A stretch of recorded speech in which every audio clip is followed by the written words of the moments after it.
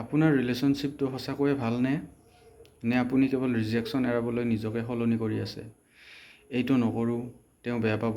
এই মানুহজনৰ সৈতে কথা নাপাতোঁ, তেওঁ সন্দেহ কৰিব। নিজৰ মতটো নকওঁ, কাজিয়া হ'ব। লাহে লাহে আপুনি এটা অদ্ভুত কাম কৰিবলৈ আৰম্ভ কৰে। সম্পৰ্কটো বচাবলৈ নিজৰ ব্যক্তিত্বটো অলপ অলপকৈ কমাই দিয়ে। আৰু ইয়াতে এটা ডাঙৰ পাৰ্থক্য আছে। কম্প্ৰমাইজ মানে দুয়োজনে অলপ এডজাষ্ট কৰা। কিন্তু যদি সদায় কেৱল এজনেই নিজৰ বন্ধুত্ব, মতামত, অভ্যাস আৰু সীমা ত্যাগ কৰি থাকে, সেইটো কম্প্ৰমাইজ নহ'বও পাৰে। এটা প্ৰশ্ন নিজকে সোধক, এই মানুহজনৰ সৈতে থাকি মই মোৰ ভাল ৰূপটো হৈছোঁনে? নে কেৱল তেওঁক হেৰুওৱাৰ ভয়ত অভিনয় কৰি আছোঁ? সুস্থ সম্পৰ্কত আপুনি নিজকে প্ৰকাশ কৰিবলৈ ভয় নকৰে। কাৰণ ভাল পোৱাৰ বাবে নিজৰ পৰিচয় হেৰুৱাব নালাগে।